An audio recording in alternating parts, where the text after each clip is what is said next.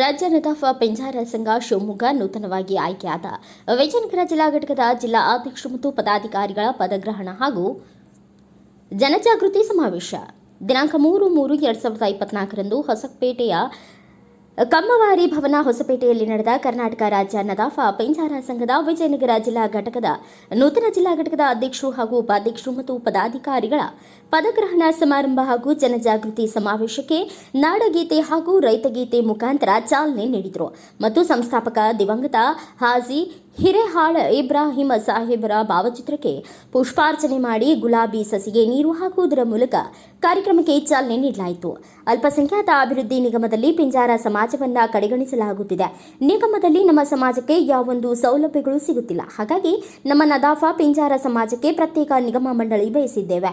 ಇಸ್ಲಾಂ ಧರ್ಮದಲ್ಲಿ 35% ಜನಸಂಖ್ಯೆ ಪಿಂಜಾರ ನದಾಫ ಸಮಾಜದ ಜನಗಳದ್ದಾಗಿದೆ. ಹೀಗಿದ್ರೂ ಶೈಕ್ಷಣಿಕವಾಗಿ ನಮ್ಮ ಸಮಾಜ ಹಿಂದುಳಿದಿದೆ ಎಂದು ರಾಜ್ಯಾಧ್ಯಕ್ಷ ಎಚ್ ಜಲೀಲ್ ಸಾಬ್ ಕಳವಳ ವ್ಯಕ್ತಪಡಿಸಿದರು. ಸಮಾರಂಭದಲ್ಲಿ ಬೆಂಗಳೂರಿನ ಭಾವೈಕ್ಯ ಗುರುಪೀಠದ ಪರಮಪೂಜ್ಯ ಶ್ರೀ ಸಂಗಮ್ ಪೀರ್ ಚಿಸ್ತಿ ಗುರುಗಳು ಭಾಗವಹಿಸಿ ಸಂಘದ ಸಂಸ್ಥಾಪಕ ಅಧ್ಯಕ್ಷರು ಆದ ದಿವಂಗತ ಹಾಜಿ ಎಚ್ ಇಬ್ರಾಹಿಂ ಅವರ ಕಾಂಗ್ರೆಸ್ ಮುಖಂಡರು ಹಾಗೂ ಅಂಜುಮನ್ ಖಿದ್ಮತೆ ಇಸ್ಲಾಂ ಸಂಘಟನೆಯ ಹೊಸಪೇಟೆ ಅಧ್ಯಕ್ಷರು ಆದ ಎಚ್ಎನ್ಎಫ್ ಇಮಾಮ್ ನಿಯಾಜ್ ಭಾಗವಹಿಸಿ ಇದೇ ಸಂದರ್ಭದಲ್ಲಿ ವಿಜಯನಗರ ಜಿಲ್ಲೆಗೆ ನೂತನವಾಗಿ ಆಯ್ಕೆಯಾದ ನದಾಫ ಪಿಂಜಾರ ಸಂಘದ ಪದಾಧಿಕಾರಿಗಳಿಗೆ ಸನ್ಮಾನಿಸಿ ಗೌರವಿಸಲಾಯಿತು. ಈ ಸಂದರ್ಭದಲ್ಲಿ ನದಾಫ್ ಪಿಂಜಾರ ಸಮಾಜದ ಮುಖಂಡರು ಸದಸ್ಯರು ಉಪಸ್ಥಿತರಿದ್ದರು.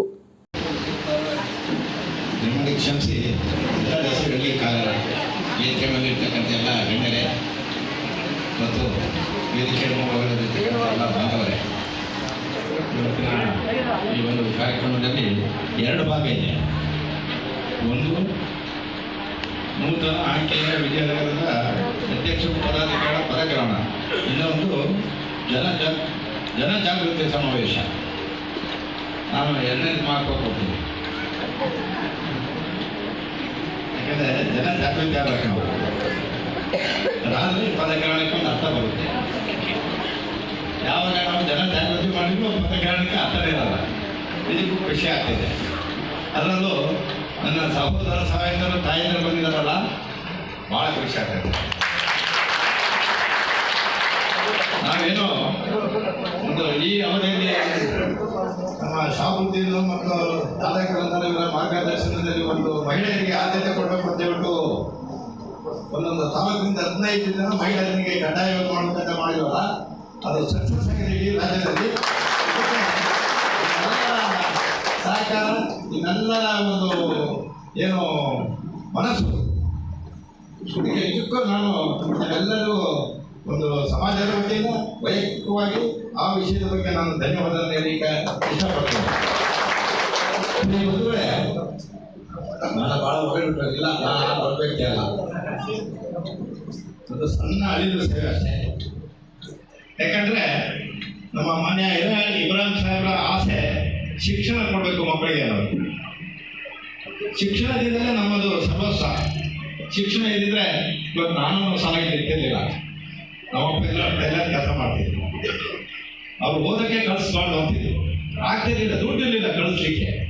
ನಾನು ಓದಬೇಕಂತ ಆಟ, ನಾನು ಮನೆ ಬಿಟ್ಟು ಹೋಗ್ತೇನೆ ಅಂತಕ್ಕಂಥದ್ದವರು. ಅವರು ನಮಗೆ ಪಿಂಜಾರ ಸಮಾಜ ಇದೆ ಅಂತಕ್ಕಂಥದ್ದನ್ನು ತೋರಿಸಿಕೊಟ್ಟವರು. ಅದೇ ನಿಟ್ಟಿನಲ್ಲಿ ಜಲೀಲ್ ಸಾಹೇಬರು, ಹಾಗೆ ನಮ್ಮ ಕಾರ್ಯದರ್ಶಿಗಳಾಗಿರ್ತಕ್ಕಂಥ